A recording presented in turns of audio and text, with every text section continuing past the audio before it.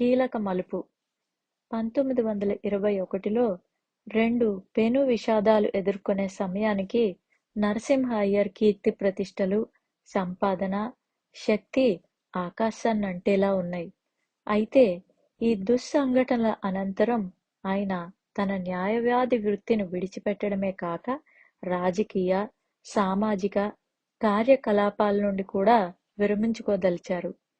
ఈ సమయంలోనే నరసింహ అయ్యర్ జీవితం లౌకిక వ్యవహారాల నుండి విముఖమై కొత్త మలుపులకు దారితీసింది. ఈ విముఖతకు 2 భయంకరమైన విషాద సంఘటనలు దారితీయడం భగవంతుని లీల. 1921 ఏప్రిల్ చివరి వారంలో పిల్లలకు వేసవి సెలవులు కావడంతో వారంతా ఇంటి వద్దనే ఉన్నారు. నరసింహ అయ్యర్ తన తల్లి శ్రాద్ధ కలాపాలలో మునిగి ఉన్నారు. ఆ కార్యక్రమం అంతా పూర్తి చేసి నరసింహ అయ్యర్ బ్రాహ్మణులకు భోజనం పెట్టడానికి ఏర్పాట్లు చేస్తున్నారు. ఆకులు వేసి భోజనం వడ్డించి బ్రాహ్మణులు భోజనం చేయడానికి సిద్ధపడ్డారు. సరిగ్గా అదే సమయంలో నరసింహ అయ్యర్ చిన్న కొడుకు 15 సంవత్సరాల జయరామన్, చిన్న కూతురు 13 ఏండ్ల సావిత్రి పెరట్లో ఆడుకుంటూ ఉండగా అకస్మాత్తుగా అక్కడే సగం తవ్వి ఉన్న బావిలో పడిపోయారు. ఆ జలగండంలో ఇరువురు మరణించారు. బంగ్లా పనివారిలో ఒక వ్యక్తి నరసింహ అయ్యర్ వద్దకు వెళ్లి ఈ విషాదం గురించి ఆయన చెవిలో చిన్నగా చెప్పాడు. అయితే బ్రాహ్మణులు అన్నం తినడానికి సిద్ధంగా ఉండడంతో తన గుండెను కుదిపివేసిన ఈ వార్తను తనలోనే దాచుకుని తన దుఃఖాన్ని తాను అదుపులో ఉంచుకొని ఈ విషయం ఏమీ పైకి చెప్పకుండా బ్రాహ్మణులను భోజనం చేయమన్నారు. ఎంతో మనోధైర్యం ప్రదర్శించి తల్లి శ్రాద్ధ కలాప కార్యక్రమమంతా యథావిధిగా పూర్తి చేయడానికి పిడుగు వంటి పిల్లల మరణ వార్తను మనసులోనే దిగమింగుకున్నారు.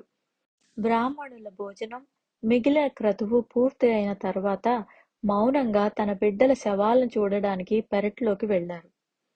ఒకేసారి 2 పిల్లలు మరణించడంతో నరసింహ అయ్యర్కు తీవ్రమైన వేదన కలిగింది. అప్పటికి ఆయన వయస్సు 47 సంవత్సరాలు. అప్పటి వరకు తాను ప్రజలకు చేసిన సేవకు ప్రతిగా భగవంతుడు తనకు ఇంత అన్యాయం చేయడాన్ని నరసింహ అయ్యర్ జీర్ణించుకోలేకపోయారు. ఇదే ఘటన వేరొకరి విషయంలో జరిగి ఉంటే వారు ఖచ్చితంగా భగవంతుడికి విరోధిగా తయారై ఉండేవారు. ఆయనకు ఎందుకు ఇలా జరిగింది? ఆయనకే ఇలా జరిగాక ఇక జీవితానికి అర్థం ఏముంది? అనేక మంది ఆయన్ను ఓదార్చి సానుభూతి ప్రకటించారు. అయితే ఆయన సమస్యకు సరైన సమాధానం ఎవ్వరూ ఇవ్వలేకపోయారు. ఈ బాధను మర్చిపోవడానికి ఆయనకు కొన్ని సంవత్సరాలు పట్టింది. ఆయన తనను తాను నియంత్రించుకోవడం నేర్చుకున్నారు. తన దుఃఖాన్ని మరిచి మామూలు స్థితికి రావడానికి ప్రయత్నించారు. తన మరొక కొడుకుని చదివించి తన కాళ్లపై తాను నిలబడేలా చేశారు. అప్పటికే ఆయన కూతురైన రాజ్యలక్ష్మి, శారదాంబలకు వివాహమై స్థిరపడ్డారు. ఇక నరసింహ అయ్యర్ తన భార్యతో ఈ విశాల దుఃఖభరిత ప్రపంచంలో ఒంటరిగా మిగిలిపోయారు. తనకు ఇంతటి పెను విషాదం ఎదురు కావడానికి కారణం కేవలం భగవంతుడేనని నరసింహ అయ్యర్ తెలుసుకున్నారు. అందువల్లే ఈ విషాదం నరసింహ అయ్యర్కు ఆయన ద్వారా అనేక మంది ప్రజలకు మేలు చేకూర్చడానికే ఉద్దేశింపబడిందన్నది నిర్వివాదాంశం.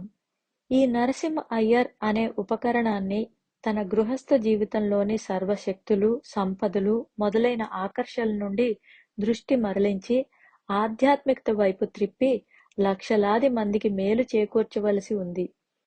ఆధ్యాత్మిక మార్గాన్ని అనుసరించి తన భక్తి జ్ఞానాల ద్వారా భగవంతుని, మానవాళిని సేవించాలని నరసింహ అయ్యర్ దృఢంగా నిశ్చయించుకున్నారు. లైఫ్ ఆఫ్ సాయిబాబా అనే తన గ్రంథ 2వ ప్రతిలో నరసింహస్వామి తన జీవితంలోని ఈ కీలక మలుపు గురించి వివరంగా తెలియచేశారు. హోమ్ రూల్స్ ఉద్యమానికి ప్రజలను ఉత్తేజపరచడం, ప్రజలు వారి హక్కుల గురించి తెలియచేయడం, వాటిని సాధించడం, రాజకీయ, సాంఘిక కార్యకలాపాలలో పాల్గొనడం, ఇవన్నీ మానవాళికి సేవ చేయడమే.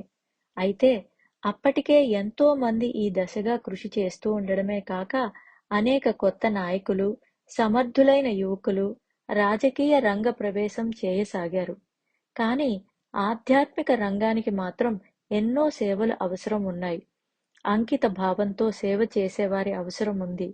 కారణం అటువంటి ఆధ్యాత్మిక సేవకులు చాలా అరుదుగా ఉంటారు.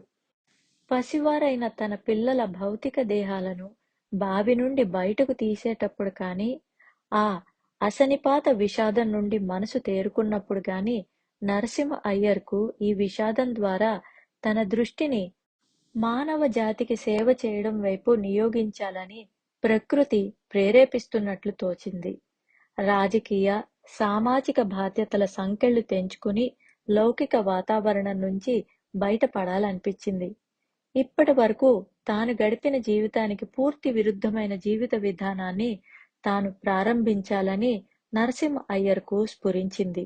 భగవత్ సాక్షాత్కారం, ఆత్మ సాక్షాత్కారం ఇవి తన లక్ష్యాలని అప్పటికి నరసింహ అయ్యర్కు స్పష్టంగా తెలియకపోయినా ఇక పాత జీవితానికి స్వస్తి పలకాలని అవగతమయ్యింది.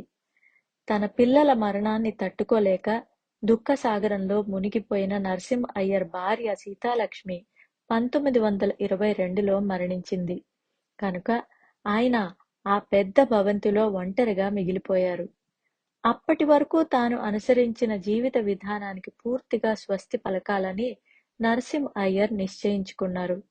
పవిత్రమైన ఏకాంత జీవనం గడపాలని నిర్ణయించుకున్నారు. తన సంపాదనలపై ఆయనకు ఆసక్తి నశించిపోయింది. అప్పటికే ఆయన మహాత్మా గాంధీ సహాయ నిరాకరణ ఉద్యమానికి మద్దతుగా 1920లో తన లెజిస్లేచర్ సభ్యత్వానికి రాజీనామా చేసి ఉన్నారు. రాజకీయ కార్యక్రమాలు, నిరసనలకు దారితీసే సాంఘిక కార్యకలాపాలలో పాల్గొనడం మానివేశారు. చివరి ప్రక్రియగా తన వకీల్ సనద్ను 1925లో హైకోర్టుకు తిరిగి ఇచ్చివేశారు. లౌకిక జీవితం నుంచి ఆయన ఒక క్రమ పద్ధతిలో నెమ్మదిగా తప్పుకున్నారు. ఇతరులకు ఎక్కువ ఇబ్బంది కలగకుండా ఉండటానికే అలా చేశారు. చివరకు లక్ష్మీనారాయణ మందిరం పని పూర్తి కాగానే తన కుటుంబ జీవితాన్ని, ఇంటిని వదిలివేసి ఆధ్యాత్మిక మార్గాన్ని అనుసరించారు. తన కుల ఆచార్యులు, ఇతర పెద్దల సలహాలను అనుసరించి గురువును అన్వేషించడం ప్రారంభించారు. ఆధ్యాత్మిక సాధన చేయాలనుకున్న సాధకునకు అవసరమైన లక్షణాలన్నీ నరసింహ అయ్యర్లో పుష్కలంగా ఉన్నాయి. ఆధ్యాత్మిక జ్ఞాన సముపార్జనకు, తర్ఫీదుకు ఆయన పూర్తిగా అర్హత కలిగి ఉన్నారు. శుభ్రమైన జీవితం, తీవ్ర ఆధ్యాత్మిక పిపాస ఆయనకున్న అదనపు బలాలు. ప్రస్థానత్రయం అని పిలువబడే బ్రహ్మసూత్రాలు, భగవద్గీత, ఉపనిషత్తులను, తద్వారా వేదాంత సారాన్ని ఆయన క్షుణ్ణంగా అధ్యయనం చేశారు. వివేక చూడామణి, యోగ వాసిష్టాలను కూడా తెలుసుకున్నారు. వాల్మీకి రామాయణం, మహాభారతం, శ్రీమద్ భాగవత గ్రంథాలను క్షుణ్ణంగా పఠించారు. పురుష సూక్తం, శ్రీ సూక్తం, దుర్గాశాంతి, శాంతి పంచకాలను సర్వబద్ధంగా, శృతి సహితంగా పఠించగలిగేవారు. క్రొత్త నిబంధన, షేక్స్పియర్, టెనిసన్, వర్డ్స్వర్త్ల వేదాంత సూక్ష్మాలను గ్రహించారు. పై జ్ఞాన సహాయంతో ఆయన తన సంపాదనంతా తన పిల్లలకు పంచి ఇచ్చివేసి తన కుటుంబ బంధాలన్నీ తెంచివేశారు. సెప్టెంబర్ 1925లో ఒక భిక్షుకునిలా శేలం విడిచిపెట్టారు. చివరకు పక్షి పంజరం నుండి బయటకు ఎగిరిపోయింది. ఆయన స్వేచ్ఛను ఎంతగానో ఇష్టపడేవారు. కుటుంబ బంధాలు ఆయన ఆత్మ యొక్క స్వేచ్ఛను బంధించలేకపోయాయి. చేతిలో చిల్లి గవ్వ కూడా లేకపోయినా ఏమాత్రం భయం, సంకోచం లేకుండా ఆయన వెళ్ళిపోయారు. భగవంతుడు మనసుకు తాడు వేసి ఎవరినైనా తన వైపు లాగుకున్నప్పుడు ఆ వ్యక్తి రక్షణ భగవంతుడు బాధ్యత అవుతుంది. ఈ సత్యం నరసింహ అయ్యర్కు శేలం వదిలిపెట్టిన క్షణం నుండి అనుభవంలోనికి వచ్చింది. నరసింహ అయ్యర్ ఒక సంప్రదాయ కుటుంబంలో పెరిగి పెద్దయ్యారు. తన లౌకిక జీవితంలో ఎంత తలమునకలవుతున్నా ఆయన తన నిత్య కర్మను ఏనాడూ నిర్లక్ష్యం చేయలేదు. సంధ్యావందనం, గాయత్రీ జపం, పూర్వీకుల ఆరాధన క్రమం తప్పక ఆచరించేవారు. సద్గురు శ్రీ సాయినాథ్ మహారాజ్ కి జై. పూజ్య శ్రీ నరసింహ స్వామీజీకి జై.